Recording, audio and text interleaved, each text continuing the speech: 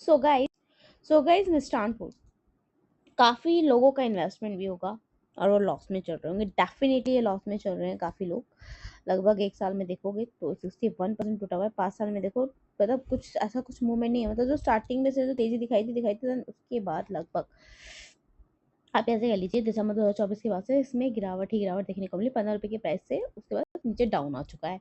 So guys अगर मैं इसके बारे में बात करूँ आप लोगों से, मतलब लगभग आप समझ ही गए हो क्या? ऑफ कोर्स मैं इसी ही बारे में बात कर रही हूँ, मिस्टर फूड के बारे में। जो अभी ये 5 रुपए का मतलब आप कह लीजिए हमें देखने को मिल रहा है सिनेरियो इसका, बता दूं।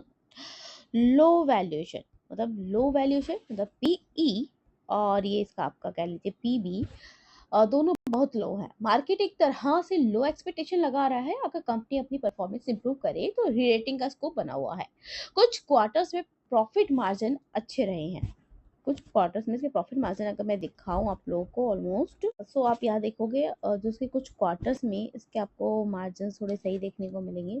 ठीक है, लगभग सेल्स एक्सपेंस आप यहाँ पर देख कर चलिएगा। ठीक है, यहाँ की साइड देख कर चलिएगा। सेल्स एक्सपेंस देख लो, ऑपरेटिंग देख लीजिए, अदर इनकम आप देख लीजिए और यहाँ पर आप इसका नेट प्रॉफिट भी चेकआउट करके चल सकते हैं। ठीक है, अब जैसा कि जो मैंने बात आपको एग्जैक्टली मैं बोल रही हूँ। ठीक है, कंपनी ने कुछ क्वार्टर्स में काफ़ी अच्छी ग्रोथ भी दिखाई है, top line growth in some quarters.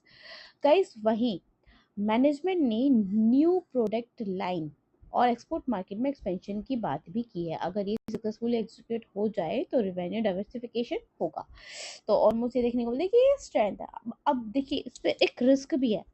चलिए रिस्क कैसे है वो बता दूं। चलिए रिस्क की अगर हम बात करें कंपनी की, तो देखिए profit decline in recent quarter.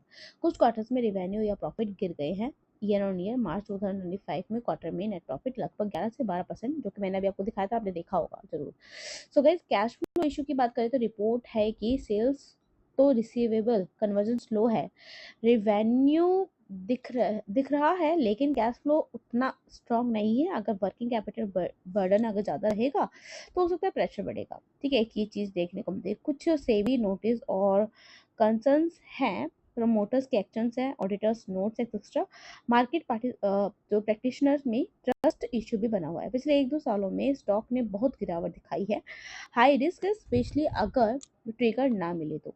ठीक है, आउटलुक पॉसिबिलिटीज़ की अगर बात की जाए, काफ़ी लोग उसके भैया कंपनी के आउटलुक और पॉसिबिलिटीज़ की बात भी करते हैं। तो अगर मैं उसके बारे में बात करूँ आउटलुक्स के बारे में, तो क्वार्टरली रिजल्ट्स की इंप्रूवमेंट मतलब profit margin, revenue growth, specially consistency, cash flow improve होना, रिसीवेबल कम होना, पेमेंट टाइमली मिलना। अगर गवर्नेंस क्लैरिटी की बात करें तो सेबी नोटिस का सेटलमेंट, प्रमोटर ट्रांसपेरेंसी और ऑडिट रिपोर्ट्स क्लियर होना। प्रोडक्ट डाइवर्सिफिकेशन या मार्केट एक्सपेंशन सक्सेसफुल हो, एक्सपोर्ट्स या न्यू कैटेगरीज या नीचे मतलब आप कह लीजिए इसका जो प्रीमियम प्रोडक्ट्स है उस पर देखने को मिले। सेंटिमेंट इंप्रूवमेंट की बात करूँ तो स्मॉल कैप स्टॉक्स में रिस्क बज या नेगेटिव न्यूज़ बहुत मैटर करती है।